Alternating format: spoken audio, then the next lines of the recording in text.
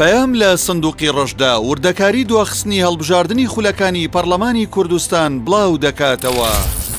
بەپێی راپۆرتی دامەزراوەی پێی بۆ پەروەردە و گەشەپێدان لە ماوەی 32 ساڵی ڕابردوودا پارتی و یەکێتی هیچ هەڵبژاردنێکی پەرلەمانی کوردستانیان لە کاتی خۆیدا نەکردووە و 11 جار هەڵبژاردنیان دواخستووە. بۆ ماوەی 8 جاریش تەمەنی خولەکانی پەرلەمانی کوردستانیان درێژ کردوتەوە. یەکەمین دواخستنی هەڵبژاردن لە ڕۆژی 25 حوتی ساڵی 1995 لە دانیشتنی ئاسایی خۆیدا لە گوندی دارەبەنی هەولێر پەرلەمانی کوردستان لە خولی یەکەمدا بە سەرۆکایەتی جەوهەر نامیق هەڵبژاردننی دواخست و بە پاساوی شەڕی ناوخۆ بۆ ماوەی 1 ساڵ تەمەنی خۆی درێژ کردەوە. دووەمین دواخستنی هەڵبژاردن پەرلەمانی کوردستان لە خولی یەکەم لە ڕۆژی 3 ساڵی 1996 لە دانیشتنی ئاسایی خۆیدا لە مەیدانی ئاژەڵان لە نێوان شاوەیس و مەلا ئۆمەر بۆ جاری دووەم هەڵبژاردننی دواخست و بە پاساوی شەڕی ناوخۆ بۆ ماوەی 3 مانگ تەمەنی خۆی درێژ کردەوە. سێمین دواخستنی هەڵبژاردن لە ڕۆژی 3 ساڵی 1996 لە دانیشتنی ئاسایی خۆیدا لە خولی یەکەمدا پەرلەمانی کوردستان بۆ جاری سێم هەڵبژاردننی دواخست بە پاساوی شەڕی ناوخۆ کە تەنها پارتی و پێگاتەکان و چەند ئەندامێکی کەمی یەکێتی لە پەرلەمان ئامادە بوون. بۆ ماوەی 2 ساڵ تەمەنی خۆی درێژ کردەوە. چوارەمین دواخستنی هەڵبژاردن لە ڕۆژی 4 ساڵی 1998 پەرلەمانی کوردستان لە خولی یەکەمدا بۆ جاری چوارەم هەڵبژاردننی دواخست و بە پاساوی شەڕی ناوخۆ بۆ ماوەیەکی نادیار تا هەڵبژاردننی خولی نوێی پەرلەمان تەمەنی خۆی درێژ کردەوە.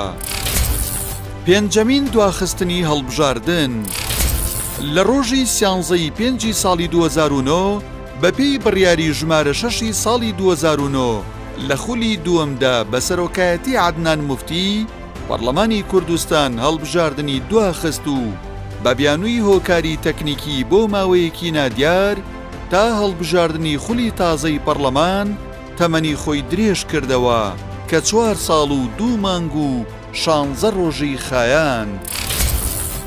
شەشەمین دواخستنی هەڵبژاردن لە ڕۆژی 36 ساڵی 2013 بەپێی یاسای ژمارە 18 ساڵی 2013 لە خولی سێمدا بە سەرۆکایەتی ئەرسەلان باییز پەرلەمانی کوردستان هەڵبژاردننی دواخست و بە بیانووی هۆکاری تەکنیکی تا بۆشایی یاسایی دروست نەبێت بۆ ماوەی 2 مانگ و 11 ڕۆژ تەمەنی خۆی درێژ کردەوە.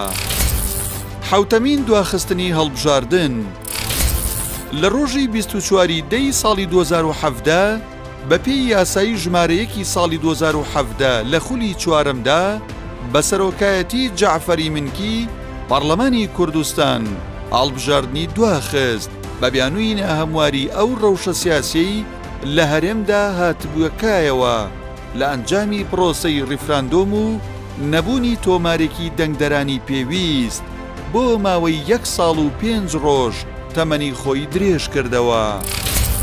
هەشتەمین دواخستنی هەڵبژاردن ڕۆژی 24 ساڵی 2022 سەرۆکی هەرێم لە مەرسوومێکدا ڕۆژی 1 ساڵی 2022 دیاری کرد بۆ هەڵبژاردننی خولی شەشەمی پەرلەمان. بەڵام لە ڕۆژی 9 2022 بەپێی یاسای ژمارە 12 ساڵی 2022 لە خولی پێنجەمدا بە سەرۆکایەتی ڕێواز فایق پەرلەمانی کوردستان هەڵبژاردننی دواخست و بۆ ماوەی 1 ساڵ و 4 مانگ تەمەنی خۆی درێژ کردەوە. نۆیەمین دواخستنی هەڵبژاردن ڕۆژی 26 ساڵی 2023 سەرۆکی هەرێم لە مەرسوومێکی دیکەدا ڕۆژی 11 ساڵی 2023 دیاری کرد بۆ هەڵبژاردننی خولی شەشەمی پەرلەمان. بەڵام لەو کاتەشدا بەهۆی ناکۆکی پارتی و یەکێتی هەڵبژاردنەکە نەکرا. دەیەمین دواخستنی هەڵبژاردن. ڕۆژی 3 ساڵی 2023 سەرۆکی هەرێم لە مەرسومێکی تردا ڕۆژی 25 دوی ساڵی 2024 دیاری کرد بۆ هەڵبژاردننی خولی شەشەمی پەرلەمان. بەڵام دیسان پارتی و یەکێتی نەگەیشتنە ڕێکەوتن و هەڵبژاردن لەم وادەیەدا نەکرا. یانزەمین دواخستنی هەڵبژاردن. ڕۆژی 3 ساڵی 2024 سەرۆکی هەرێم لە مەرسومێکی تردا ڕۆژی 6 2024 دیاری کرد بۆ هەڵبژاردننی خولی شەشەمی پەرلەمان. بەڵام دیسانەوە بەهۆی بایکۆتی پارتی دیموکراتی کوردستانەوە هەڵبژاردنەکە ئەنجام نەدرا.